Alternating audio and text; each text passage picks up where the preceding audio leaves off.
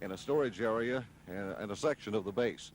From information we received from the Alabama Department of Environmental Management, as they received it from Maxwell Air Force Base officials, the chemical tetrachloroethylene is an industrial solvent similar to dry cleaning fluid. The base officials have been taking precautionary measures this afternoon because the solvent is irritating to the eyes, ears, nose, and throats of someone who might breathe it. So due to that, they're taking precautionary measures, and some of the areas of the base have been closed this afternoon. And if you happen to be in the area of Maxwell Air Force Base just moments ago, you might have noticed that traffic is at a snarl at some of the base entrances because they've been closed. Late word we received is a 50-gallon drum of the solvent, tetrachloroethylene, developed a leak today when it was being moved. Since that time, it has been contained, and officials now are taking the necessary measures to secure the 50-gallon drum of the chemical, and they say there is no immediate threat to anyone in the Maxwell Air Force Base area. So we repeat, there's no immediate threat, just simply that officials at Maxwell are taking the precautionary measures to make sure no one is injured by the chemical. But again, they say they have it contained and no threat to the area. This is Mac Carmack reporting live from outside Maxwell Air Force Base. This has been a WSFA TV News special report. We now return you to our regular... The shooting took place in an alleyway off of Hall Street near Adams Avenue. Witnesses say Sales was shot in the back as he and two other men ran from a lounge. Police Chief Charles Swindle says investigator Ralph Connor fired one round from a service revolver when he thought Sales was going for a gun. No gun was found by police. Chief Swindle says Officer Connor had ordered Sales to stop before he fired the shot. The victim's mother, 48-year-old Catherine Sales, says she was at home about a block from the alleyway when she found out about the shooting. One girl came and told me, Miss Kit, Bobby got shot. The police done shot Bobby. And I just blanked out then. I didn't know what was going on. Mrs. Sales says she talked with her son just 5 minutes before the shooting and told him to come home. He said, Mama, I was running across the street to come see what you want. You had said and told me to come there. And I was running to come and see what you want. And so by that time, something hit me. So now I thought it's like a big Mack truck had hit me. I said, oh my God, I'm shot. And that time he just fell and you know, nothing else. Mrs. Sales and her family have lived in Victor Tulane Court for 14 years. She describes Bobby as, quote, a good boy, but who sometimes ran with the wrong crowd. She says Bobby was released last month from the Lowndes County Jail after he pled guilty to a theft of property charge.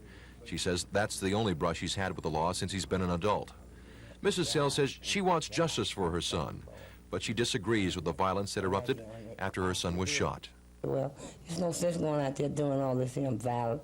I said just let it handle like through by the law like it's supposed to be handled. So I don't think it's throwing bricks or doing all this. That don't make sense to me. In a telephone interview this afternoon, Chief Swindle said it's a tragedy when anyone gets shot or a police officer gets shot. He said police were looking for a man identified as 28-year-old Craig Caldwell in the area where the shooting took place. Caldwell is an escapee from the Lowndes County Jail. Chief Swindle said Officer Connor did not mistake Sales for Caldwell.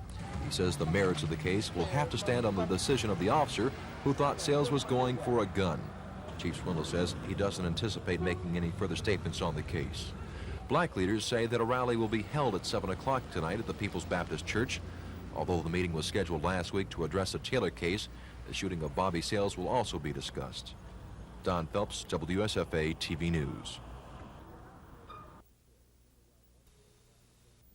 Word of the chemical spill came around 1:45 this afternoon. At first, it was not known exactly what the chemical was or what danger it posed. Base officials cordoned off a chemical storage area and rerouted traffic near the base until the situation could be assessed. Officials then told reporters the chemical was tetrachloroethylene, an industrial solvent used in dry cleaning. The chemical is an irritant to the eyes, nose, ears, and throat. The 3 airmen moving the chemical and 2 ground crew members who came in contact with the liquid were not seriously injured when they inhaled some of the fumes. The chemical was spilled when a forklift punctured a 55-gallon drum containing the liquid while it was being moved. Even though today's incident was relatively small, base officials say they always take precautions as though it were the worst possible situation. And about 53 gallons out of a 55-gallon drum was spilled here. Fire department reported to the scene, turned the barrel upside down, stopped the leak, and then everything was pretty lockstep from there. We went into our normal responding situation. We started to clean the spill up, evacuate the personnel. The spilled chemical was covered with sand and placed in a storage container that base officials say will later be moved to a chemical waste storage facility near Baton Rouge, Louisiana. Mac Carmack reporting from Maxwell Air Force Base. Are people going to feel safer on the street now as a result of this $25 million verdict? Are psychiatrists going to be more reluctant to release people? Are they going to keep everybody in? Are they going to release no one now because they are reluctant? They don't want to be sued? That was one of the things that was discussed. Basically, the lawsuit was won for negligence, and we discussed the fact that if a medical doctor can be sued if he's negligent when he takes out an appendix, why shouldn't a psychiatrist be sued if he's negligent when he evaluates someone for release into the community? Very important. The audience was very interested in it. They want to be secure.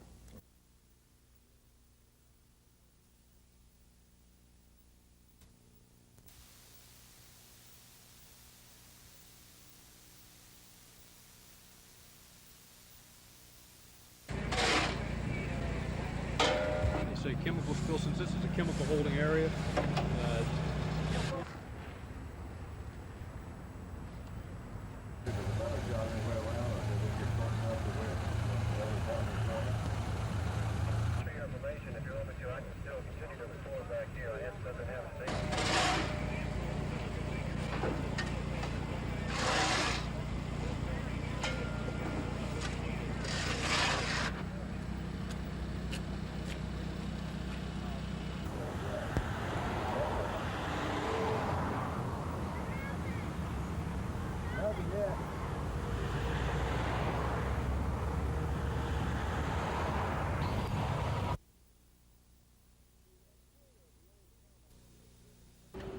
The exterior of the old Paramount Theater building in downtown Montgomery has really changed very little since it closed with the last showing of Gone with the Wind back in the early 70s. But on the inside, the renovation is unbelievable. Hundreds of hours were spent making sure the intricate details in the walls, ceiling, and stage area were restored to perfection. Needless to say, there aren't many companies qualified to do this kind of job. There are only 2 studios in the United States, we're told, that do this, and the more popular or the more well-known of the 2 is an outfit called the Conrad Schmidt Studios. They're out of Wisconsin. In fact, they left here to restore the Waldorf Astoria. It gives you some idea of the type work they do. The grand opening of the theater, May 21st, is timed to coincide with Montgomery's Jubilee celebration and will feature James Whitmore in a one-man show. The ticket prices, which some people have commented on, for James Whitmore are a little higher than they'll be normally because it's a fundraiser. They're $25, $37.50, and $100. For that $100 ticket, patrons get to participate in a champagne hour and a reception for Mr. Whitmore at the Tyne Davis home. I'm Bob Howell, WSFA TV News.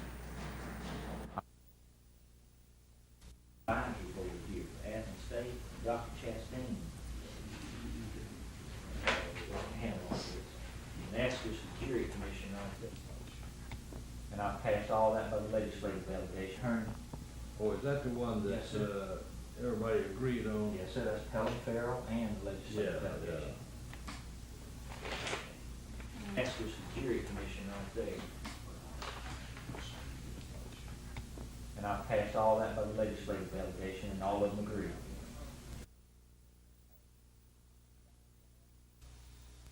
Pay some to help support it if it has to be, and get it twice Monday rather than once. Then by the 12th of the month to get it in the 1st of next month.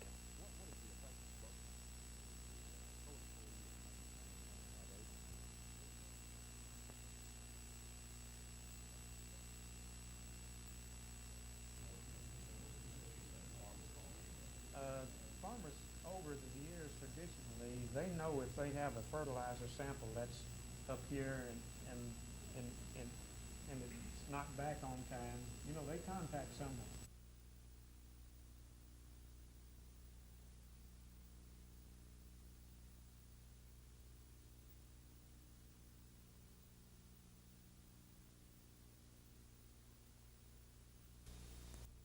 I'm with you. I'm not going to right now. Okay.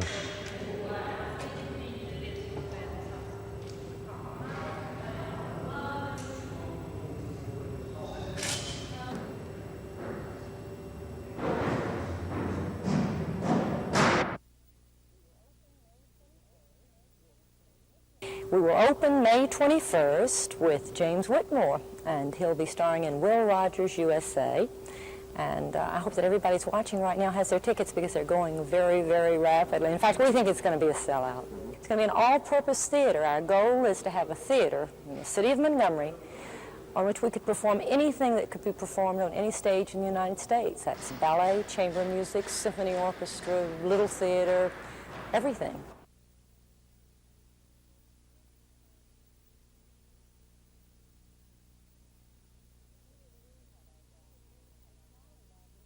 Even we had our doubts.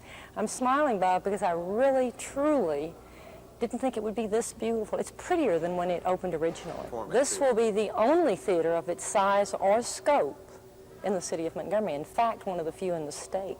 We feel that we're going to attract people from all the surrounding communities. The mass meeting was originally scheduled to discuss the Todd Road incident where 2 white city policemen were injured during a confrontation with a black family, many of whom were later charged with attempted murder. However, the Saturday night shooting of Bobby Joe Sales, a black, by a white plainclothes police officer, Ralph Connor, dominated most of the speech-making. The Reverend John Alford, representing some local ministers, says Montgomery hasn't learned her lesson. Reverend Alford and others tempered their comments over the incident with calls for a nonviolent solution to the problem. And City Councilman Donald Watkins advised the crowd how to react if Montgomery police officers stopped them for any reason. You don't move and you put your hands up, and God knows no matter what you do, do not run. If you run, you take a chance that your life is in somebody else's hands, somebody who is trigger happy, somebody who may be a psychopath, although he wears a uniform. That's the chance you take when you run, and we got to be careful. This is serious business. You got folks out there who want to kill somebody black. One black leader suggested that what the group should really be doing is marching in front of City Hall demanding an end to police violence against blacks. Dennis Latham, WSFA TV News.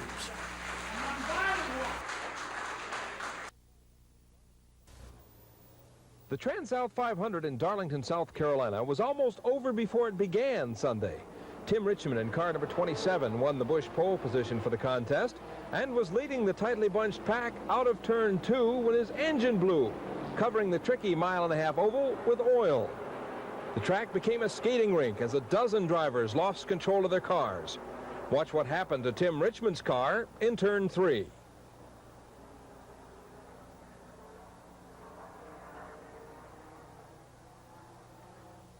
After the first lap melee, the race settled down to one of the quietest in Darlington Raceway history. Jeff Bodine in car number 88 dominated the lead for most of the race until a blown tire threw him into the first turn wall and out of the race. Then Darrell Waltrip in car number 11 walked away with the lead, and it looked like Darrell's race until 2 laps from the finish when he suffered ignition failure, and that opened the door for second place runner Harry Gant to take the lead. Gant only led for 2 laps, but it was the final 2 as Harry Gant chalked up win number 3 in his Winston Cup career. It was lucky. It was lucky all day. It was lucky to be second and win the race. It was lucky that we didn't wreck when we did up there in upper turn. It was lucky on the first lap of the race when Tim Richmond blew. He covered the track up in oil, and I couldn't see him, and I couldn't see where he's at. And I drove through it, and here he comes flying right up behind me, and was lucky from the first lap to the last lap. Witnesses and police both agree that Bobby Sales was running into an alleyway off of Hall Street when he was shot in the back by investigator Ralph Connor. Chief Swindle says the officer fired the shot because he thought Sales was going for a gun. Police didn't find a gun. 48-year-old Catherine Sales says her son was on his way back home to talk with her. I said, Bobby, what happened? He said, Mama, they shot me down cold blood, Mama. They shot me cold blood, Mama. I said, okay, Bobby, don't worry. He said, Mama, I was running across the street to come see what you want. USN told me to come there. And I was running to come and see what you want. And so about that time, something hit me. So now I thought it's like a big Mack truck had hit me. I said, oh my God, I'm shot. Mrs. Sales described her son as, quote, a good boy who sometimes ran with the wrong crowd. Sales was released less than a month ago from the Lowndes County Jail on a theft of property charge. In a telephone interview today, Chief Swindle said, it's a tragedy when anyone's shot or a police officer is shot. He said police were in the area looking for an escapee. but investigator Connor did not mistake Sales for the escapee. Sales is reported in fair condition at Baptist Medical Center, and hospital officials say his condition has improved enough to move him out of the intensive care unit in the next day or two.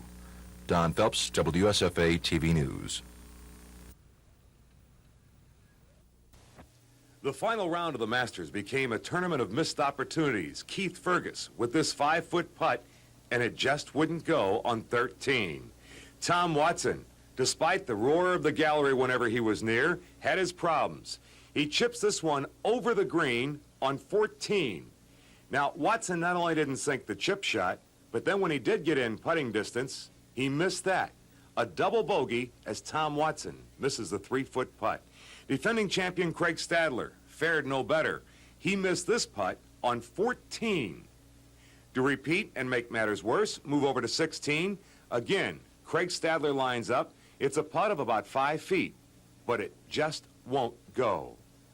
That left it all. The Seve Ballesteros, who took the lead all the way through the back 9 on 18, this great chip shot gives him the victory. The 1983 Masters champion is Seve Ballesteros. He finishes 4 strokes ahead of Tom Kite and Ben Crenshaw.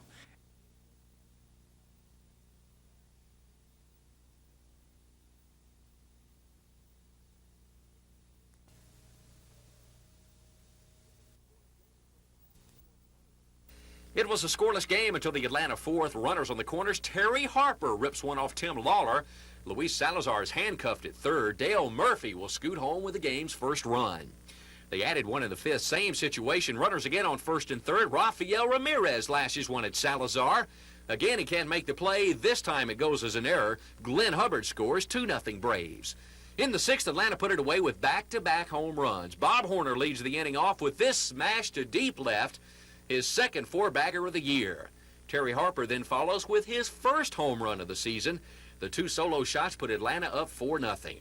Pascual Perez went on to fire a 5-hit shutout for his second straight win, and he gets Steve Garvey to fly out here to win the game. Braves make it 5 straight with a 4-0 win over San Diego.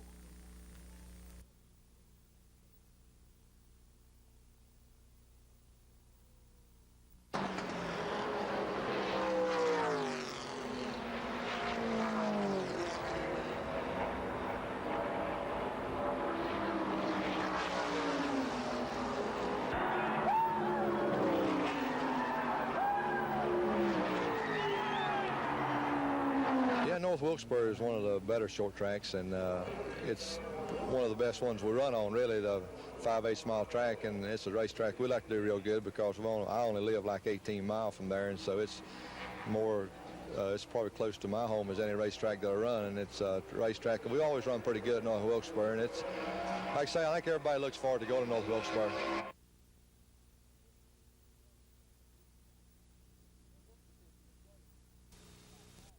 In this particular case, the psychiatrist knew this man was dangerous. He documented it in the medical file. He said, and his chief psychologist said, we know this man to pose a clear and present threat of danger to himself or others. A paranoid schizophrenic chronic who had spent the 9.5 of the previous 11 years in and out of institutions, escaping out, off medication, incident with knives, stabbing people, back in, and they turned him loose anyway. Well, he was still in the institution. I don't think psychiatrists act that way. Now, let's look at the facts. This fellow did commit a homicide, but it was many years before, Phil. I mean, we let people out of prisons in that situation. Now, the other thing, he was out for 58 days. That's not a long time, but I asked the question, how long? 3 months, 4 months, 6 months? At what point does it stop? And the other question is, there's one solution to violent people. If they've once committed a crime, we can lock them away forever.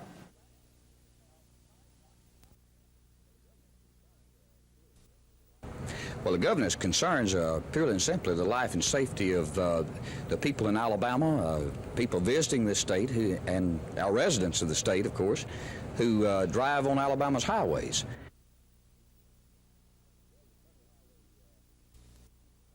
Well, the Federal Highway Administration of the Transportation Department in Washington has said there would not be any withholding of funds prior to October of this year. So the governor is hopeful that we can get a favorable decision in federal court.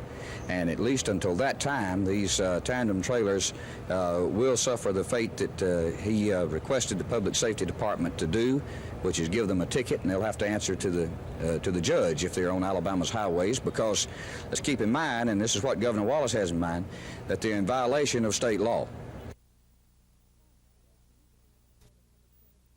Last year, Reuben Hannon told the Public Service Commission that Alabama's senior citizens living on a fixed income need assistance in paying their utility bills. PSC President Billy Joe Camp and his associates Lynn Greer and Jim Folsom Jr. agreed, and attorneys from the Consumer Utilities Division, Thomas Parker and Wendell Colley, studied a proposal that later became known as the Hannon Plan, a plan that now allows the elderly on supplementary Social Security the first $7 of their power bills free. Today, those officials, along with Dr. Thomas Hill of the University of Alabama Medical Center, were honored for what was termed their hard work in making the quality of life better for the senior citizens of Alabama. Each recipient thanked League President, Mr. Hannon, for the award, but some noted that an award should be given to Mr. Hannon, who spearheaded the effort to get special electric rates for people 65 and older and the handicapped living on a fixed income. Kim Davis, WSFA TV News. One. This county is losing money. Lots of it. It is more than $500,000 in the red. Things are so bad here, the Sheriff's Department had to park its cars one day last week because a gasoline dealer would not sell the county any fuel on credit. And financial debts mean county residents aren't quite as safe from crime. The rural parts of the county would be, because we, can't patrol out there and can't keep up with the crime that's going on in the county. To help ease financial woes, the county commission cut the budget to save $126,000 over the next 6 months. The county expects to save $80,000 in that time by putting all county workers except sheriff deputies on a 4-day work week. I have 4 children, and one's a senior in high school, which is very expensive, and it's going to hurt. Why not raise taxes? Well, the commission wants to, but others don't. They don't need it. They throwed away all that money. I don't know what they done with it, but they got plenty of money coming in. They don't throw it away. Unless this county brings in more money, it'll take years before financial troubles here are solved. Problems many say were brought on by politicians who have since been voted out of office.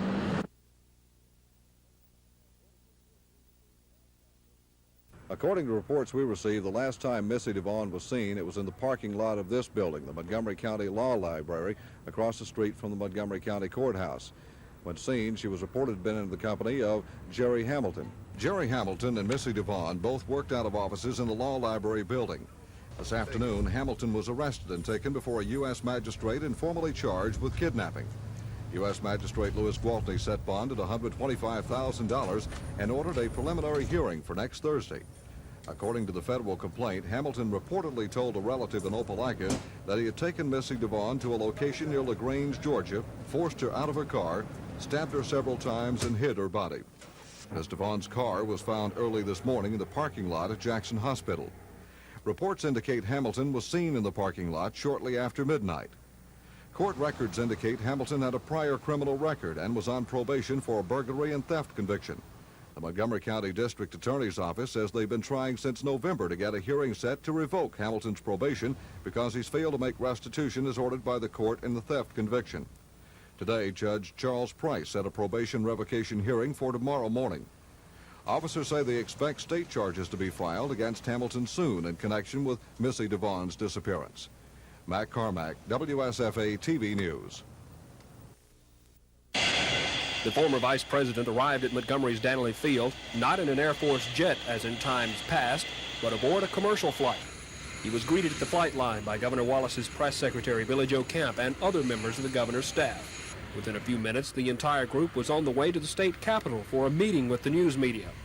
Mr. Mondale wasted no time in talking about his bid for president and criticizing President Reagan's economic policies. The former vice president says economic recovery won't hang around long if high federal deficits do. Naturally, he had some ideas of his own about how to cut those deficits. I would repeal the 83 tax cut for wealthy Americans, not for middle and moderate income.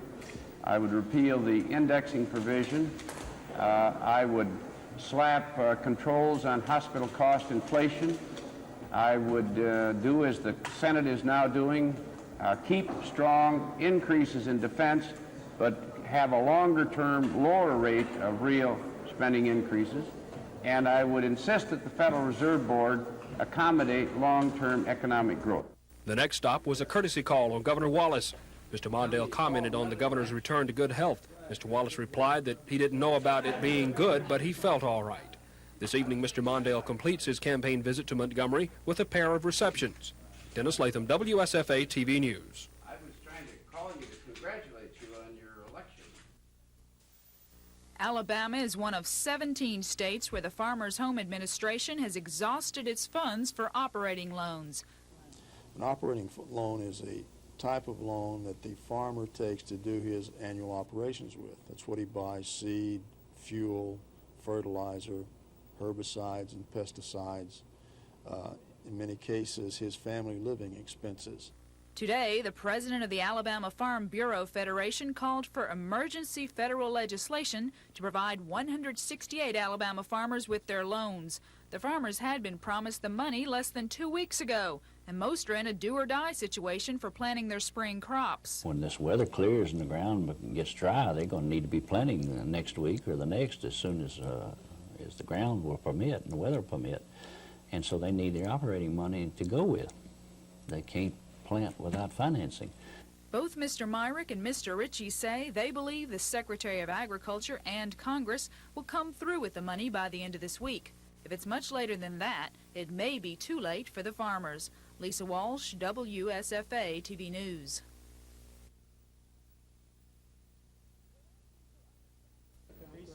They're asking for understanding, not money. 2 programs affecting forest lands are set to end unless these farmers can convince their congressional delegation that the programs are vital. Forest incentives program that we in Alabama have used for many years to help the farmers get their lands reforested. The President's recommended elimination of that program, and we think that's unwise. Federal funds for rural fire departments are also being cut out. Mr. Moody says he wants to talk about that as well. And something that might benefit foresters, payment in kind. Mr. Moody says since it's been successful for Alabama farmers, why not expand it to include conservation practices on marginal cropland? Mr. Moody says farmers could convert some of that to trees or grass. Gina Gregory, WSFA TV News. A dollar tax is being imposed on dairy farmers across the country. According to Farm Bureau officials, that tax could drive 25% of Alabama's dairy farmers out of business. For consuming public, that means that we're already in a deficit state in Alabama. It could run the cost of our milk up, and certainly we won't get the high quality of milk because we'll have to import it over long distances and have great deterioration. So, Mr. Cravey says Agriculture Commissioner Albert McDonald has been working with New York's Agriculture Commissioner on a plan to get around the tax, and they're taking their ideas to Washington. Gina Gregory, WSFA TV News.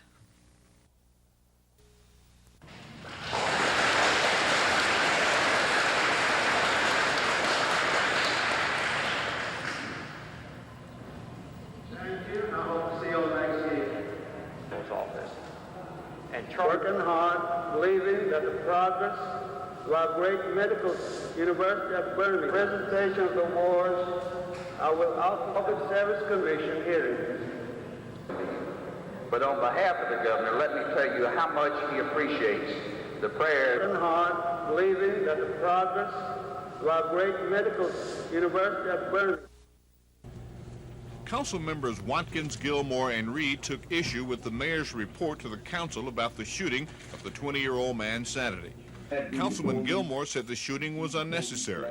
Councilmember Reed said he didn't believe a thing the police department said and added, the shooting of blacks must end.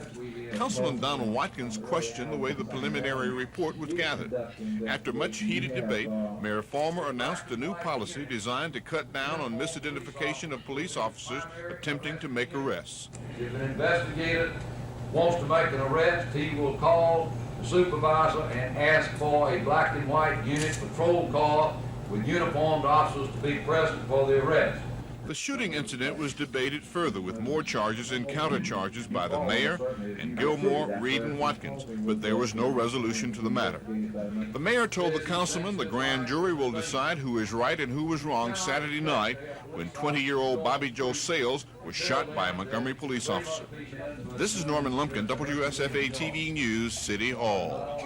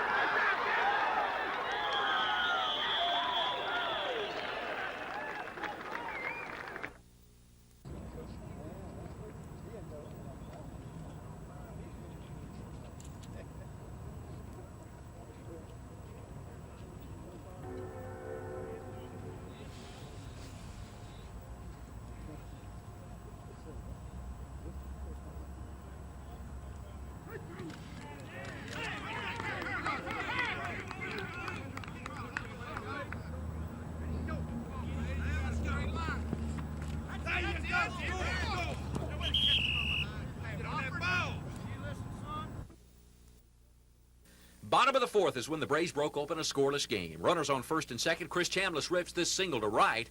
Dale Murphy, who was on second, motors home with the game's first run. Glenn Hubbard follows. He singles one to center. Bob Horner scores from second. The throw to the plate is cut off. Chambliss is nailed going to third. The Hub winds up at second, 2-0 Atlanta. And out later, rookie pitcher Rick Bahina, who would get his first big league win, gets his first big league RBI here when he sends a seeing eye single back up the middle. Hubbard scores, and Bahina had a 3-0 lead to work with. The only Cincinnati run came in the fifth, and the Braves padded the lead in the eighth with this opposite field home run by Murphy. His second of the year. Braves 4, Reds 1, 6 straight wins for Atlanta.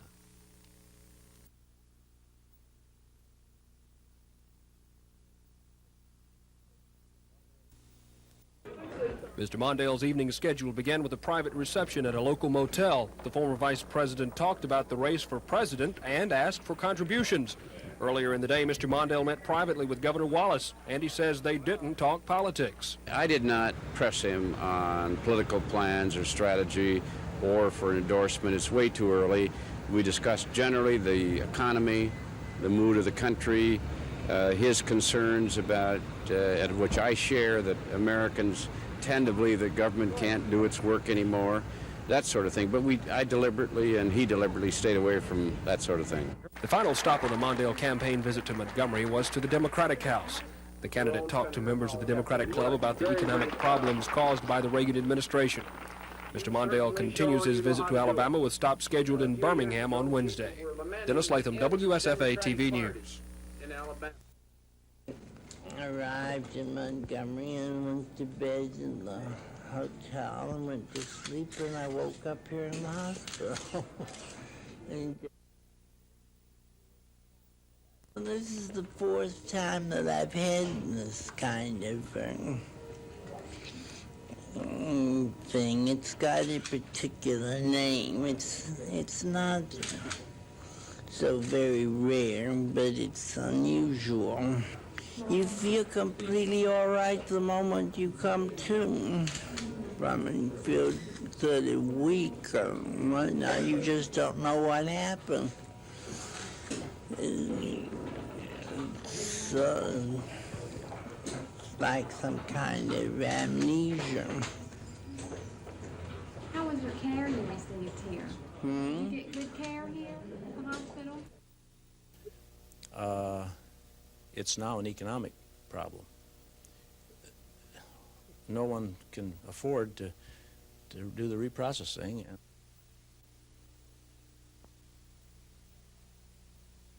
They're to reprocess, no doubt about that. But if economically it can't be done for a while, you'd be better off, in my opinion, to keep it retrievable. And then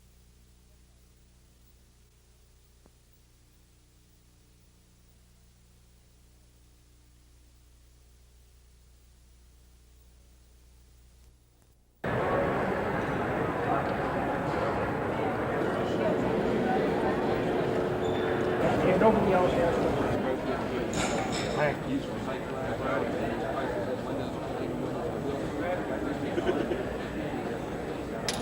down. Ready? Ready? At this time he is coherent. Four at this time. Respiration to the back up.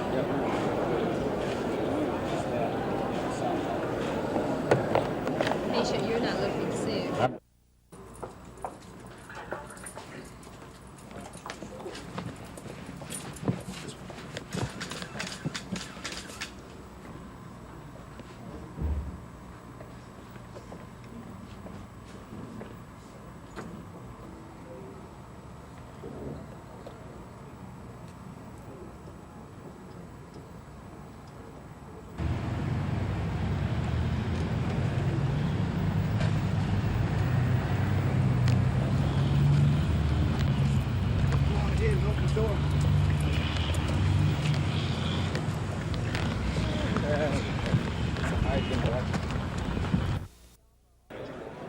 Floyd Yarborough has just had an apparent heart attack. The nearest hospital is about 100 miles away, but the paramedic on the scene is able to dial long distance on the ALS, the Advanced Life Support Communication System.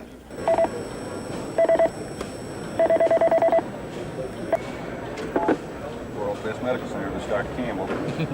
Dr. Campbell, this is Rescue 91. We're on the scene with a 57-year-old white male. Because we're using the telephone system, he can be virtually anywhere. And could call from another state, theoretically. As a matter of fact, along the Georgia-Alabama border, that's what does happen. They call interstate. The paramedic happens to go across the line, they happen to pick up somebody, that's what they do. They call back interstate. So, true, anywhere, to any point, is the beautiful part about this communication system. Alabama is the only state in the country that has a total statewide communications hookup.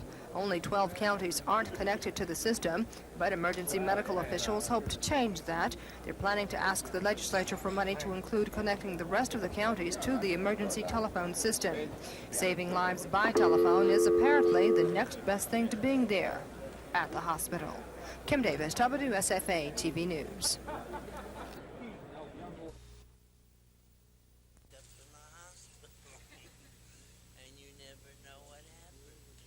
What you did, or what arrived in Montgomery and went to bed in the hotel and went to sleep, and I woke up here in the hospital and don't remember a thing.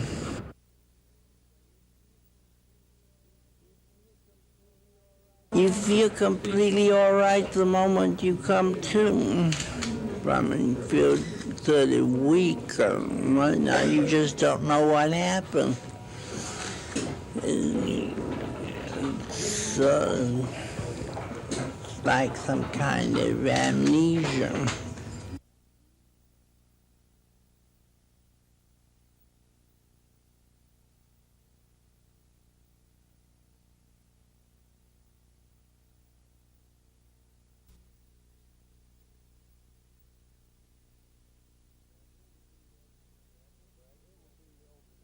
Well, it will be over the next, say, 4 years before it is all finished, but about $10 million will be going into BOQs to house the new students. About $13 million will go into classrooms, so you're right, $23 million over the next few years in construction, but it doesn't necessarily stop there. That's just the initial first phase, and it means a continued healthy growth for Fort Rucker, as I've continued to say in the past.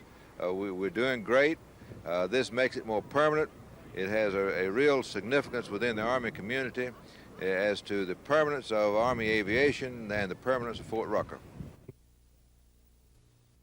I think that it's a fair method to simply have deductions on the future paychecks rather than to make these officials repay this in a lump sum. The officials themselves were not at fault. It was a problem caused by an Attorney General's opinion. And therefore, I'm perfectly willing to allow this overpayment to be deducted in future paychecks. It's now an economic problem. No one can afford to do the reprocessing. Fuel rods down there, they have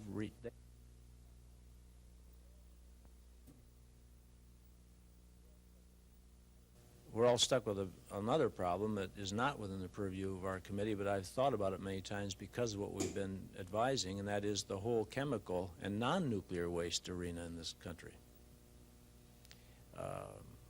Nuclear is a mystique of fear about nuclear. It started with a bomb. It has the consequence of mutations that showed up in horror movies for years. The monster that came from someplace usually came because of some radioactivity thing. And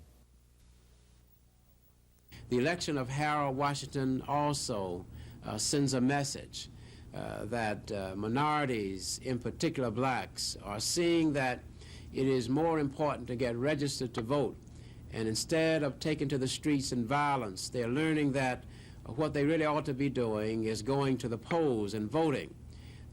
That it does make a difference in terms of how you vote and whether or not you vote, because that could determine whether or not you have a job or whether or not you're able to meet your family responsibilities.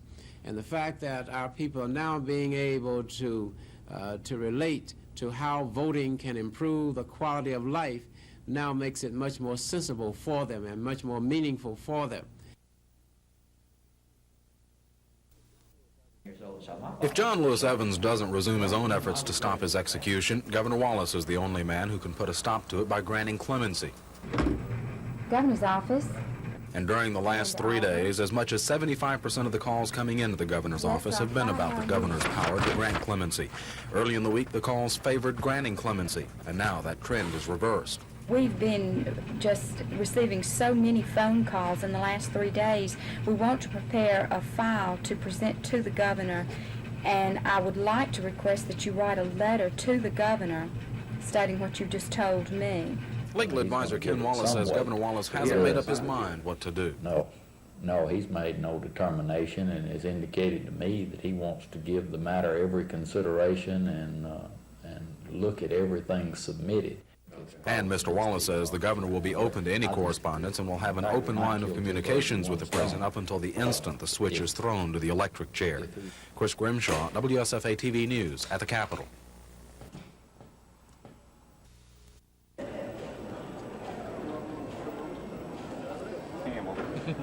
Dr. Campbell, this is Rescue 91. We're on the scene with a 57-year-old white male. For at this time, respiration's about to come freighter car. Alabama is essentially the pioneer in this type of communication system, this radio interconnect type system. They have other systems now. They've been going in over the past couple of years, but Alabama's been into it now for close to 5-6 years now. I was there until spring of '79. Well, I didn't have that much to do with the accounting end of it. So. Got that gun. Give me a pistol. Give me the pistol, hey.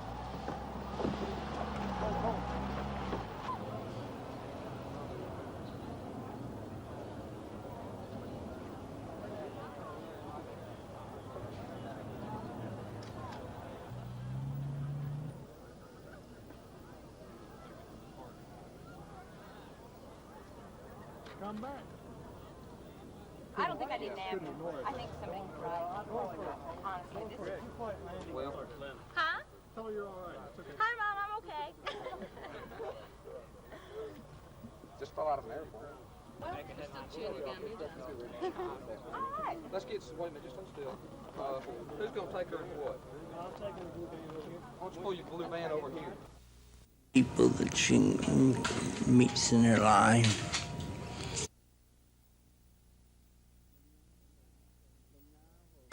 The novel is called Answered Prayers, which comes from St. Teresa, who said, more tears are shed over answered prayers than unanswered ones. I've been working on it quite a long time.